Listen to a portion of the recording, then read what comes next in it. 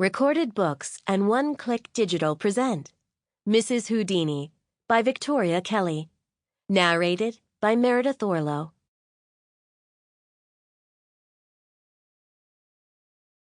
Prologue. Galena, Kansas. January 9th, 1898. Where is my brother, John Murphy? Harry held the card to the light. I've not heard from him in 19 years. He returned the note to its envelope and surveyed the audience. Outside the hall, the winter roared over the cracked earth streets, the horses stamping at their posts. It's my question. A woman's small voice rose from the back of the theater. Bess was seated in a wooden chair in the middle of the stage, a black lace veil draped over her head. She glanced at Harry, then peered into the darkness. This was not routine. The cards are meant to remain anonymous, Harry said. It is what the spirits prefer. The woman stood up, her face in the shadows. But how are you supposed to answer without knowing me? Bess began to cough. The hall was filthy, the clay floor kicked up by hundreds of feet, and the dust hung like an iron around her neck. The words wouldn't come. For these types of questions, the answer was always evasive.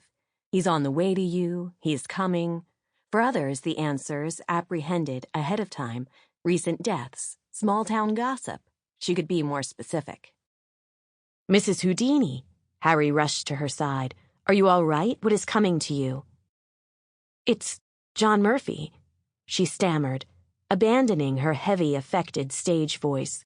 I think you will find him at East 72nd Street in New York. New York?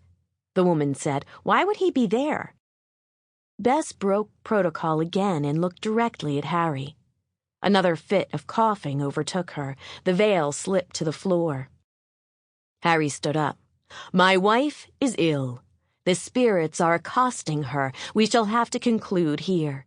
He ushered Bess backstage and placed his hand against the back of her neck. My God, are you all right? He searched her face. What's the matter? Bess shook her head. It was the dust. I couldn't breathe. The dust? He pulled away, irritated. You shouldn't have done that. We go by the plan, Bess. You know that. I don't know where it came from. I kept thinking of John Murphy, who owns the ice cream parlor near your mother's apartment, and the words just came out. She wiped her face. I'm sorry. And what happens when the real Murphy turns out to be dead or in jail? What does it matter? By then we'll be halfway to Milwaukee. Harry frowned. I suppose, if the storm lets up.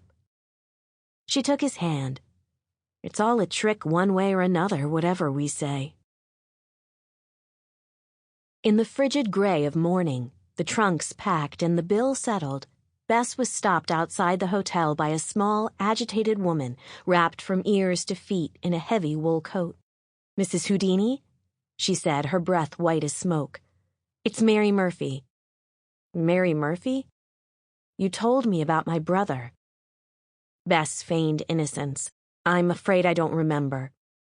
Harry came up behind them.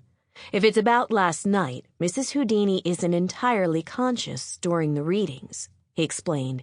It's not really her who's speaking. She can't be held accountable. The woman pressed her hand against Harry's arm urgently.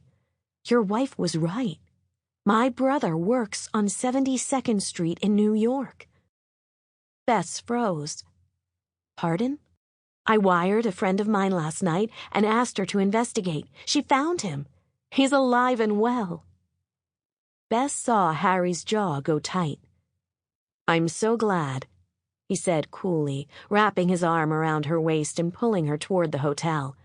But I'm afraid we're very late. Mary Murphy stood in the snow startled and watched them leave. In the crowded lobby, Bess pulled free of Harry's grip. My God, she said, trembling. What have we done? Harry ran his hand through his hair. Clearly, it's a matter of coincidence. Harry, have we sold our souls for a little applause? It was an innocent enough answer. Bess took a ragged Sample complete. Ready to continue?